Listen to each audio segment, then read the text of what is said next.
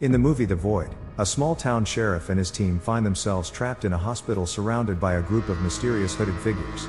As they try to escape, they uncover a sinister cult and a portal to another dimension.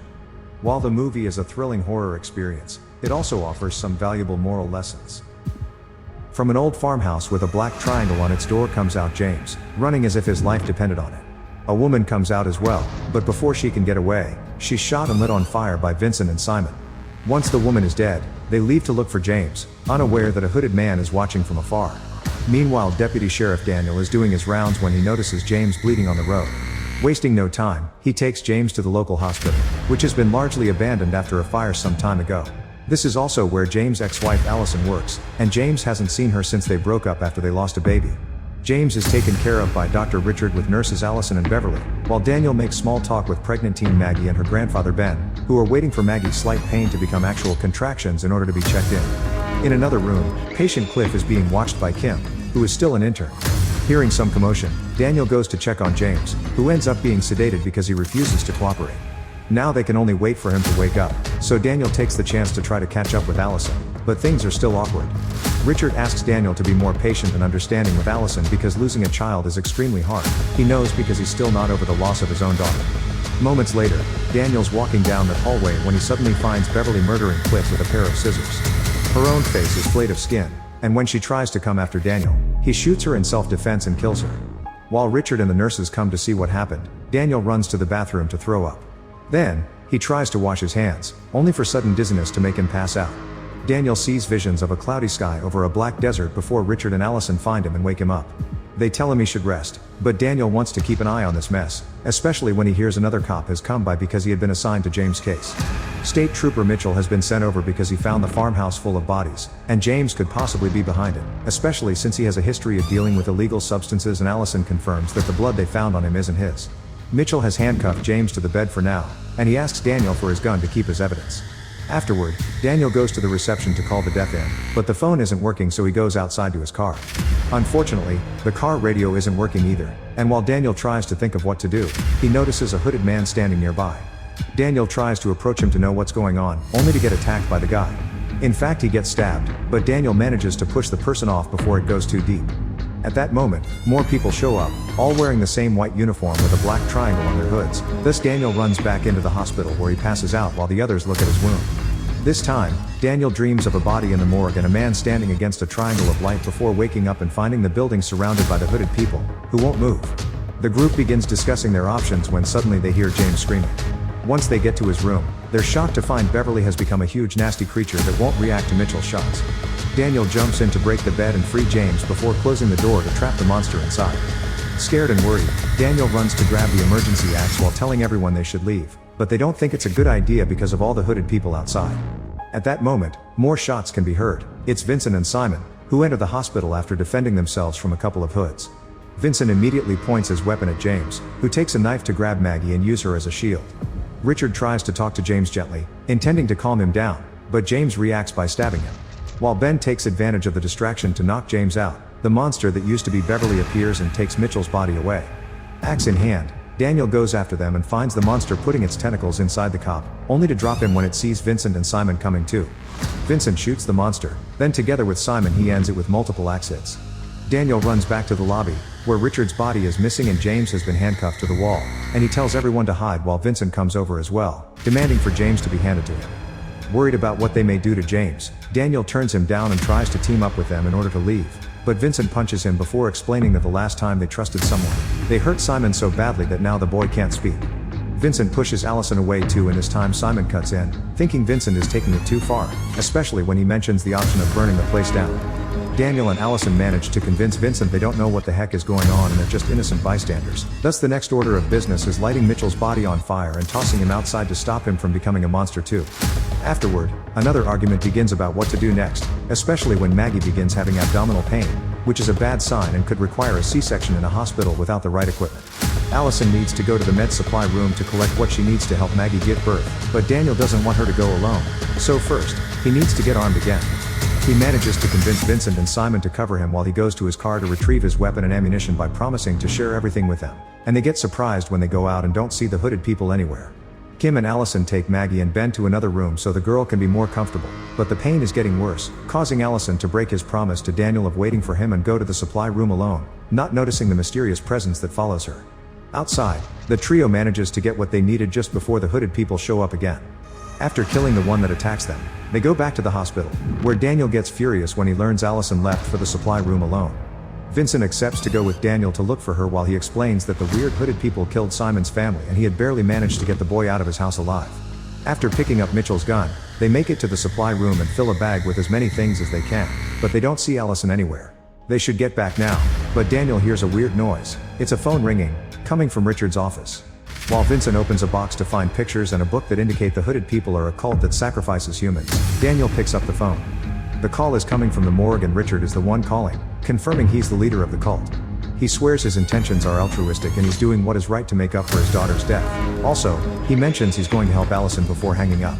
Daniel takes the supplies back to Kim and asks her to look over Maggie until they find Allison. Kim doesn't want to be alone because she doesn't have enough medical knowledge and is afraid of the hooded people, but Daniel assures her they won't get inside because they are here only to stop them from leaving. He gives Mitchell's gun to Ben and a radio to Kim to keep in contact. He also leaves them an axe just in case. Vincent doesn't want to go down to the morgue blind, but he's found Jamie's picture among the others in the box, so he may be able to help. Daniel, Vincent, and Simon go to talk to James, and when he refuses to share what he knows, they break his finger with a hammer to make him talk. James explains he met a girl that promised him some fun substances, but when he followed her, they didn't go to some club or alley, they ended up in the farmhouse in the middle of nowhere. Richard made James and the girl take a mysterious substance, then he made them get busy in front of the whole cult while calling the hooded people his church. Then, James and the girl had to watch the cult members sacrifice people and change their bodies into those hideous monsters, like it happened to Beverly. Now they have a better idea of what's going on. The trio frees James and takes him with them to the basement, which is in terrible condition because of the fire. Kim gives them directions through the radio, but the men find an extra set of stairs that nobody in the hospital had known about. While the men begin going down those stairs, Allison wakes up on an operating table and finds Richard nearby, washing his tools after having operated on her. He explains that losing his daughter destroyed it, but this compelled him to find a solution and now he's able to defy death.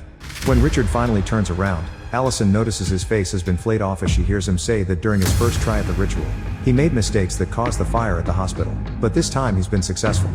Now Allison can make up for the death of her baby by giving birth to the reincarnation of Richard's daughter, who has already been implanted in her belly. While Kim sedates Maggie to help her with the pain, the men arrive on the lowest floors and find the summoning circles from the book drawn on the floor, which Vincent and James confirm was found back in the farmhouse too.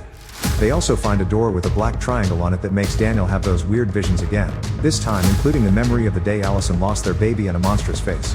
Vincent isn't sure they should be going further, but Daniel and Simon are already going in, so Vincent follows them while dragging James. The men find a room full of butchered bodies while Kim notices Maggie is bleeding, so she'll have to perform a C-section.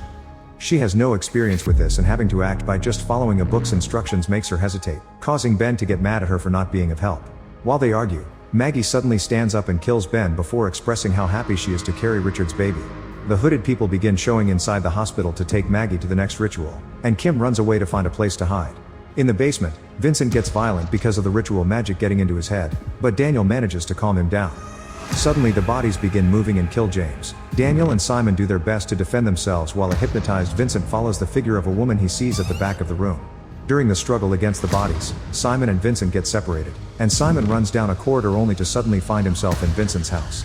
Vincent is there too, looking deranged as he blames Simon for everything before attacking him.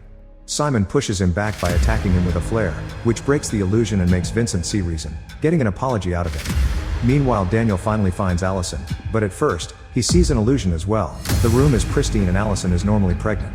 However, the illusion breaks when Richard's voice echoes in Daniel's mind, telling him he knew Daniel had been relieved to know Allison had lost their child. The real room is revealed, showing it's covered by the monster's goo and tentacles that come out from Allison's body. The illusion tries to ask Daniel for help, but Daniel knows he has to do the right thing and uses the axe to take Allison out of her misery. After he's done, he's suddenly transported to a room in the morgue with a glowing triangle on the wall. As Richard speaks in James' mind about defying God, the cultists appear behind him together with Maggie, who stabs James before joining a skinless Richard. By chanting in an ancient language, Richard opens the triangle into the wall and triggers more visions of the cloudy place for James. Then, Richard blesses Maggie, who yells and walks back while also seeing these creepy visions, only to die giving birth to another monster that Richard calls his reincarnated daughter. Vincent and Simon show up to fight the monster, who takes them out of the room before capturing Vincent to munch on him. Coming to terms that he won't survive this, Vincent covers the creature with alcohol so Simon can throw a flare at it, effectively lighting them both on fire before escaping through a ventilation shaft, unaware that the monster is still alive and following him. Back in the morgue, Daniel attacks Richard with the axe to stop the incantation, but it can't hurt him because he isn't human anymore. Richard grabs Daniel and promises to reunite him with Allison if he just lets go. As an answer, Daniel pushes Richard into the triangle door, which closes behind them and causes the whole area to start shaking. At the same time, the monster catches up to Simon and almost gets him, but with the door closing, Simon is expulsed from the lower area back into the lobby, safe and away from the creature that got left behind. As the sun rises outside, Simon looks around, ignoring all the bodies until he gets to reunite with Kim. In the place behind the triangle door, which looks exactly like the visions, Daniel finds Allison and holds her hand as they look up at a giant black pyramid floating above the void. The first lesson we can learn from the void is the danger of blindly following charismatic leaders. The cult in the movie is led by a charismatic doctor who manipulates his followers into performing gruesome rituals. This serves as a warning against blindly following those who claim to have all the answers. Another moral lesson is the importance of teamwork and putting aside personal differences for the greater good. The characters in the void are forced to work together in order to survive, even if they may not always see eye to eye. This is a valuable reminder that we can accomplish more when we work together. Lastly, the movie reminds us of the consequences of playing with forces beyond our control. The character's curiosity leads them to open a portal to another dimension, which brings about catastrophic consequences. It serves as a cautionary tale of the dangers of playing with things we don't fully understand. Overall, The Void offers some important moral lessons amidst its horror and suspense. By being cautious of charismatic leaders, working together for the greater good, and being aware of the dangers of playing with unknown forces, we can navigate the challenges of life with more wisdom and understanding. Thank you for joining us for this moral recap of The Void. We hope you enjoyed the movie and learned something valuable from it.